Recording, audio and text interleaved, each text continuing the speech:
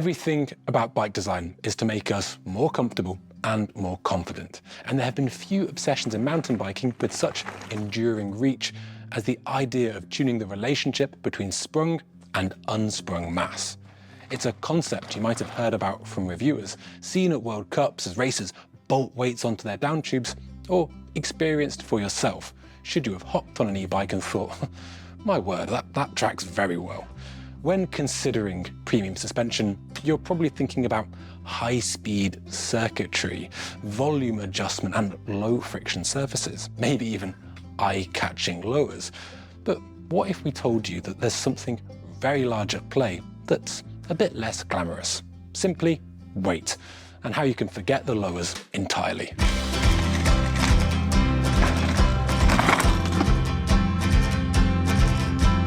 Might end up having to go to like 4 kilos on the front. Well, that's been a nice partnership while it lasted.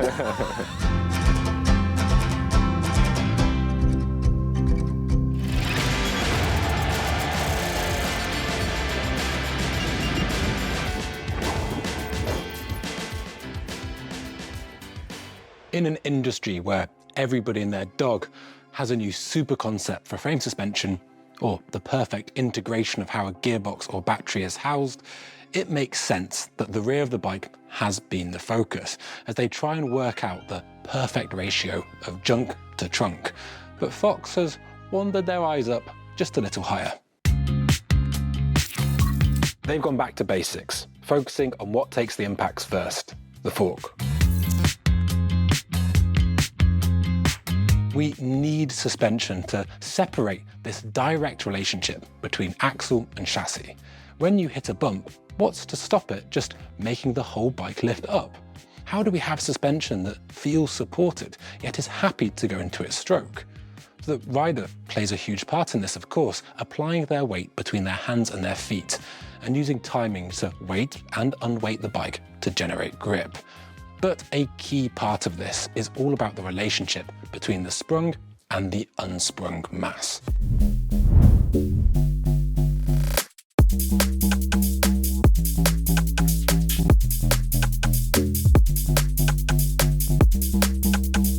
In this Tron fever dream, green represents the sprung elements and pink the unsprung.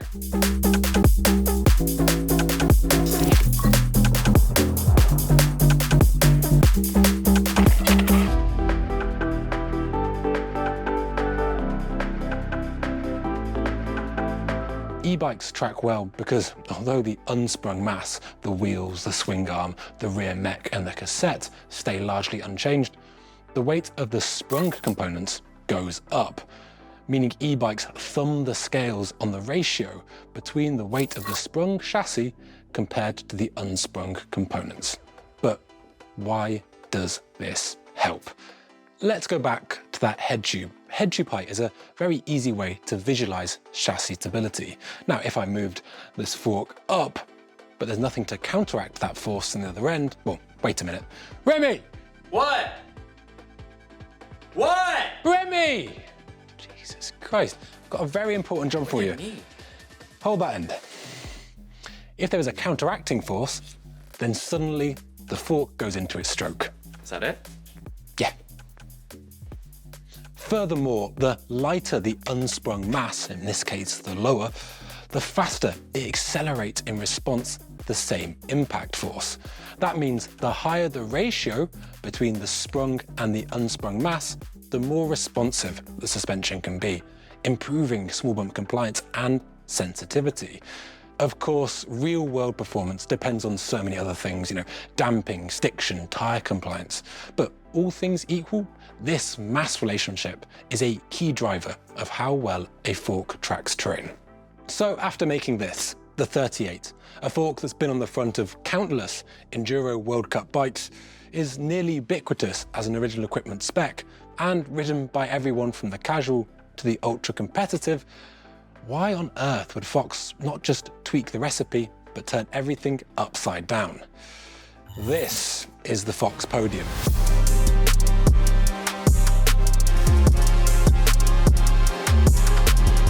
This is a manifestation of an irresistible idea. the inverted fork. The engineering challenge of making this is no mean feat, and Fox made this to give something that's stiff and supple and comfortable, but all while doing so without that second crown. Now, there is so much more to this fork than the weight, even if that is sometimes the headline.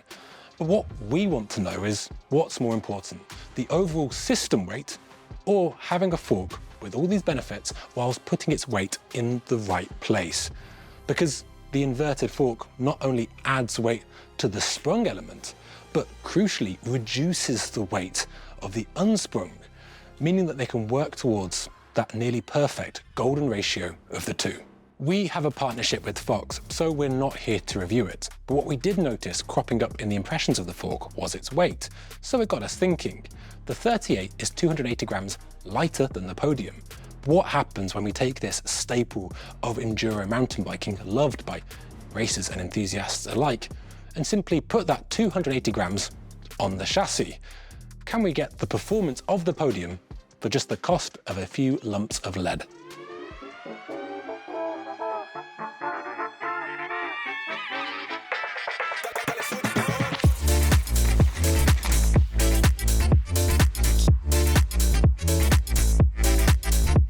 So we're here to do a very serious day's testing. We've got Remy, we've got a Podium bolted to the front of his bike on his pre-established favoured base settings. Remy, can you describe today's track? Well, we're going to do some laps on lower Angry M. Very short, very repeatable.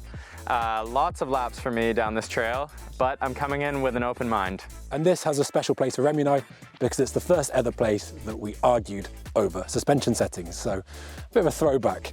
Now, the idea is that you're going to go warm up on the Podium. We're also going to get some data to compare the 38 to. Then, once we're all established in terms of our data and you're all ready to go, we will then bolt that 38 to the front of his bike and ride as many laps as it takes, increasingly adding weight until we can make the data or your impressions the same as the Podium. Maybe it'll be the same weight, maybe it will be more. That's what we're here to test.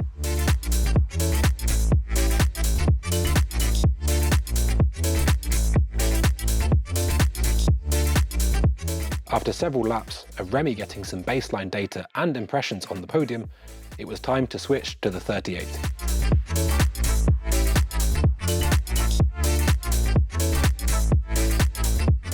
That's all right, Remy, I'll put the tools away, bud.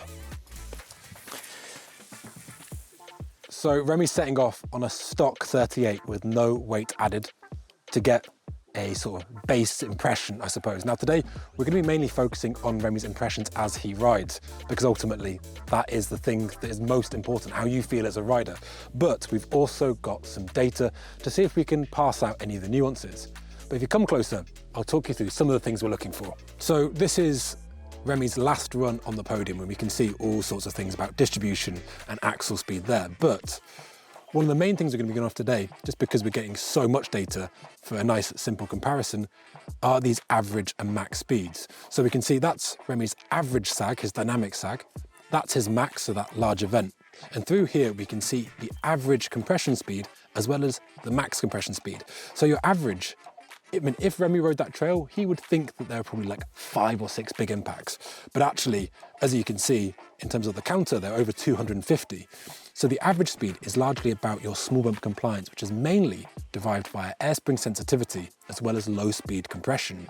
And it's that max event that can be tuned via the high speed adjustment. The Grip X2 is a really popular damper because it lets riders fine tune these two attributes independently of one another. And the interesting thing about the Podium is that it's about giving riders even more small bump sensitivity whilst having something that is really, really sure-footed when it comes to big hits. So first lap on the 38, How did that compare to the Podium? It's interesting. You can tell it's not quite as lively. Getting on this one, it feels like when you are turning and hitting bumps, it kind of is pulling your handlebars a little bit more than the Podium, which allows the front wheel to kind of like move and drive. Well, it's funny, the Podium does a lot of things. I mean, the thing we're focusing on today is that preloading of the top, essentially, to have a bit more small bump and force that wheel into its stroke. So let's start chucking some weight at that fork and see what the hell happens. I think we're going to do 100-gram increments, and we're just going to go up and up and up until it starts feeling better, starts feeling worse. We really don't know what's going to happen. Okay.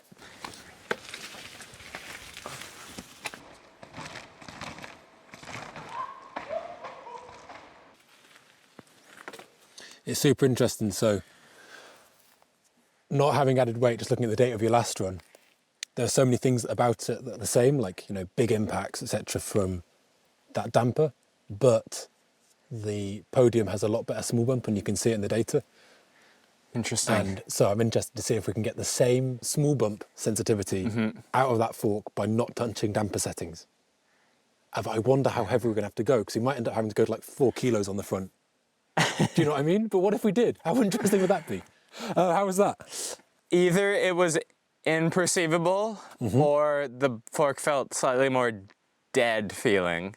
I haven't ridden a mass damper, but I almost imagine that that's what a mass damper would feel like. So, well, we added 2 of these weights. Now, each one weighs 56 grams. Yeah. So 112 grams added, which doesn't sound that much. If you think comparatively how light a bike chassis is a bit. Another 112 grams coming your way. Yeah, let's do it. So we decided to actually add 5 of these little weights because it's 280 grams, which gives this setup in its entirety the exact same weight total as the podium. But what I think is really interesting is I don't think it's just going to be about total system weight. I think it's going to be about the relationship between the weight and the lower and getting that ratio right. Well, it'll be interesting to see if this is perceivable compared to the last one, because I'm not sure that I could notice the last one, but I think this one should be more noticeable. Imagine if this is like, sorry, Fox, we just tell people to go get a ankle weight from a gym store and it replicates the performance exactly. Well, that's been a nice partnership while it lasted.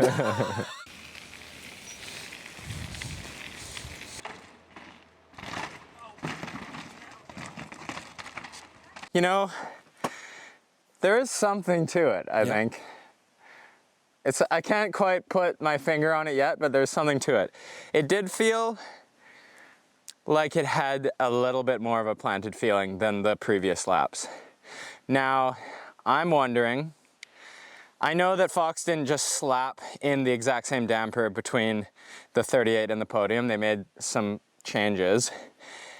And I'm wondering, with this little bit of extra system weight, if we could maybe open up the rebound a touch. And I want to know if the data suggests that we should do that. Because with that extra weight, basically keeping the wheel on the floor maybe just a touch more, I'm craving a little bit more liveliness than the first few laps. Okay. I'm more interested in what happens if we isolate ourselves away from those changes and we just keep adding weight.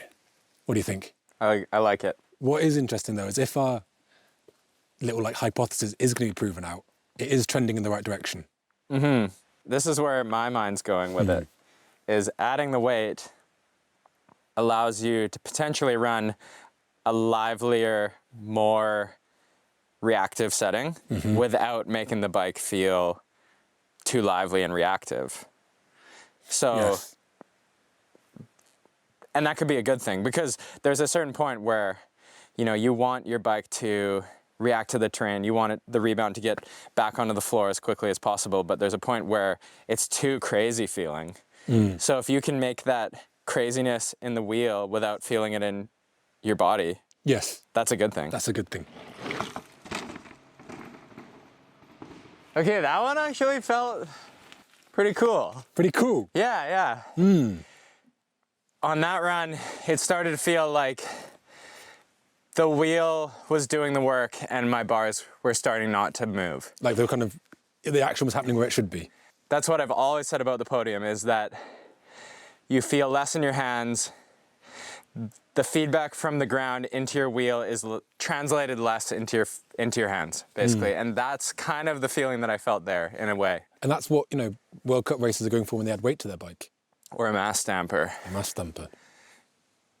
Maybe... That was actually interesting. It was cool. Okay. Yeah. Well, let's plug in the data and I guess slap more weight on it. He's back. I'm back. How was that? I think we've overshot a little bit now. Okay, what does overshooting feel like? It just feels as though I didn't get any of the positive benefits of the last weight increase, and it started to feel a little bit hard to throw the bike from side to side, a little bit cumbersome, a little bit like lethargic. Just in terms of in a straight line on some of that real flat out open section, was there any increased benefits even that you could pick out, or was it all kind of... My perception was between the last lap and this lap, I didn't really notice a difference. Almost like it's hit like a threshold, like a ceiling. Yeah, threshold. I started to notice the negatives rather than other positives. Yeah, I suppose I was thinking about it in, as a fork returns in its stroke, we always think about it as like the force going down and away from us. But actually the spring doesn't really care about direction. It's just trying to send both parts in opposite directions. And so I wondered if adding that weight to the top half, initially, like you hit a threshold of like just making sure like the wheel is moving away from you as opposed to instead of raising the handlebar height. I think sometimes that feeling of instability we can get with really fast rebounds. Yeah, is the fork bounding off the ground, but sometimes it's also just the weight throwing us up. And so, you know, Fox, with that, I've done so much work to get that ratio right. And I wonder if that's one of the ways in which it does it.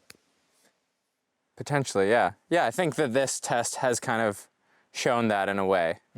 We got to a point where that ratio started to be like the golden ratio that we've been talking about. And once it's moved away from that, it feels like, just from your feedback, there was something we were chasing, and now we're looking over our shoulders, we've gone past it. Exactly. So 2 big wins today. I've got further in my Rome Total War campaign than I ever have before while you've been riding.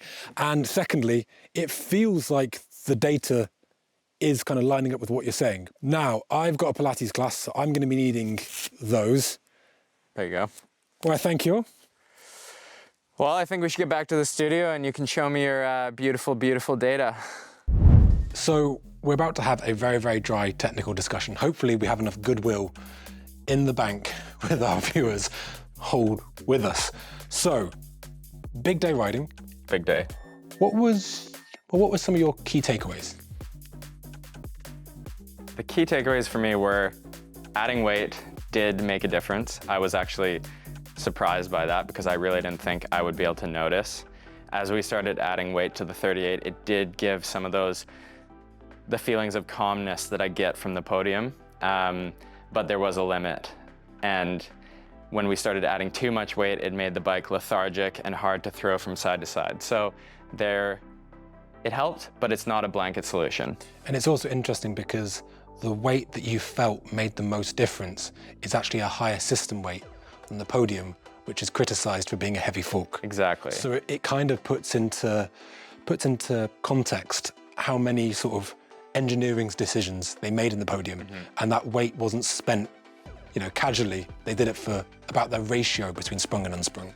A big takeaway for me was actually thinking about how typically we have very different tastes when it comes to suspension. We argue a lot. We argue a lot.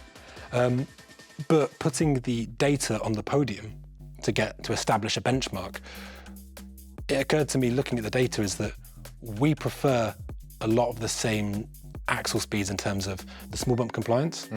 But because you put clearly such a wider variety of information through the fork in terms of the impacts, that, you know, incredible, that very high spring getting pressurized as it gets very compressed, and then it wants to explode out the fork, so then you have to run a lot more rebound. And so the thing that we argue about endlessly is actually just because I don't put those huge impacts through the fork, even though we are the same rider weight and we ride the same bikes. We're not always talking the same language when it comes to clicker settings and rebound settings, because it's not an apples to apples comparison. My riding style is different to your riding style, but at the end of the day, we're actually looking for a similar thing. Yeah, and what's interesting about the podium, I think, or as we added weight to the 38, is that by massaging this relationship between sprung and unsprung, Fox are able to give you a setting that has a higher, or higher initial axle speeds, basically the really small bump, over kind of chatter and small bump compliance, but then you can rely on the heavy spring to give you security. It's kind of a best of both worlds for me. For you, yeah. And it's funny, we had this question, like, why would Fox do this to themselves? Have two different forks at the same travel category? But actually, it's kind of for maybe two different riders with two different applications. And for me, I think that it's my go-to fork. But it's interesting because as you reach the point where you went to you got the 38 running as well as it did, with added weight, it was actually a higher system weight than the Podium. And so that suggests that the fork that's criticized for being heavy actually rides lighter than the lighter fork when it's got the same performance as the heavy fork. It's a bit of a confusing situation, isn't it? Yeah, I think it's just the way, like I said, they've massaged that ratio between sprung and unsprung tells the picture. The static weight when you put on the scales definitely doesn't. And it doesn't matter as much as we might have thought. Yeah, Jesus. Now, we do have a Patreon series called Serious Business, where it's like an hour and a half of this. It's pretty sick. If you want to get all of that, please do subscribe. Else, get in the comments to let us know what you thought about inverted forks, and have you explored the relationship between sprung and unsprung mass? Thanks, and we'll catch you next time. Chat, chat, chat, chat, pump. Chat, chat, chat, chat, chat, pump. Chat, chat, chat, chat, pump. Pump, chat, chat, chat, chat.